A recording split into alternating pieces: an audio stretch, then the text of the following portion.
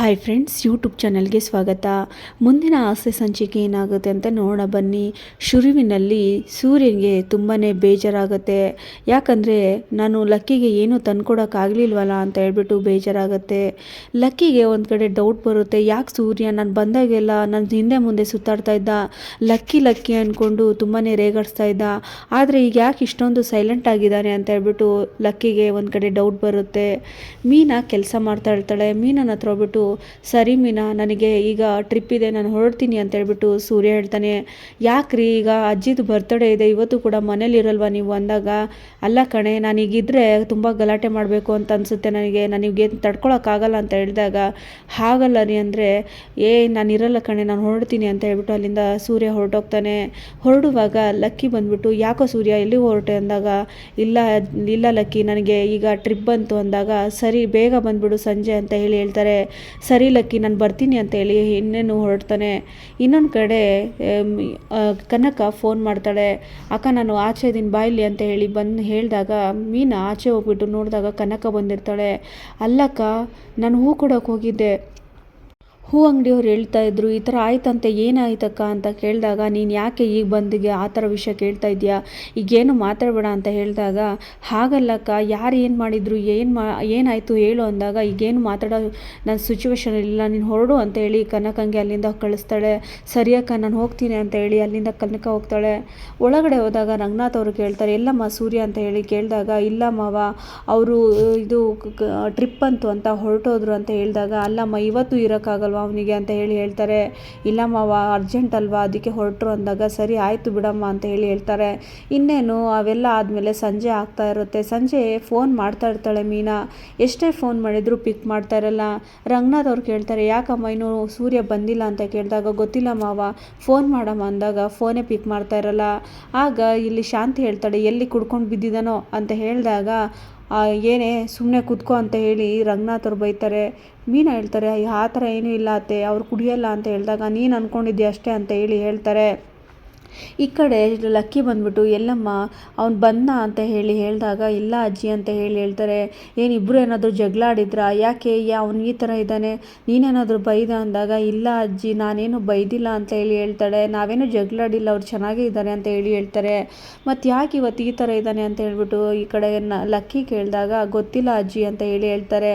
ಸರಿ, ಅವನಿಗೆ ಫೋನ್ ಮಾಡಿ ಬರೋಕ್ಕೆ ಹೇಳು ಬೇಗ ಅಂತ ಹೇಳ್ಬಿಟ್ಟು ಲಕ್ಕಿ ಆ ಕಡೆ ಹೊರಟೋಗ್ತಾರೆ. ಈ ಕಡೆ ಮೀನಾ ಕೂಡ ಯೋಚನೆ ಮಾಡ್ತಾ ಇರ್ತಾಳೆ, ನಾನು ಎಲ್ಲಿ ಅಜ್ಜಿಗೆ ಏನೂ ತಂದ್ಕೊಡೋಕ್ಕಾಗಿಲ್ಲ ಅಂದ್ಬಿಟ್ಟು ಎಲ್ಲಿ ಬೇಜಾರು ಮಾಡ್ಕೊಂಡು ಎಲ್ಲಿ ಕುಡಿತಾ ಕೂತಿದ್ದಾರೋ ಅಂತ ನನಗೆ ಭಯ ಆಗ್ತಿದೆ ಅಂತ ಹೇಳ್ಬಿಟ್ಟು ಮೀನಾ ಯೋಚನೆ ಮಾಡ್ತಾ ಇರ್ತಾಳೆ. ಇನ್ನೊಂದು ಕಡೆ ಫೋನ್ ಎಷ್ಟೇ ಮಾಡಿದ್ರು ಕೂಡ ಪಿಕ್ ಮಾಡ್ತಾ ಇರಲ್ಲ. ಈ ಕಡೆ ಸೂರ್ಯ ಫ್ರೆಂಡ್ ಕಡೆಯಿಂದ ಬರ್ತಾ ಇರ್ತಾನೆ. ಸರಿ ಮಗ, ನಾನು ಹೊರಡ್ತೀನಿ, ಮೀನಾ ನೋಡಿದ್ರೆ ಇಷ್ಟು ಟೈಮ್ ಫೋನ್ ಮಾಡಿದ್ದಾಳೆ, ನಾನು ಹೊರಡ್ತೀನಿ ಅಂತ ಹೇಳ್ಬಿಟ್ಟು ಕಾರ್ ಹತ್ಕೊಂಡು ಬರ್ತಾ ಇರ್ತಾನೆ ಸೂರ್ಯ.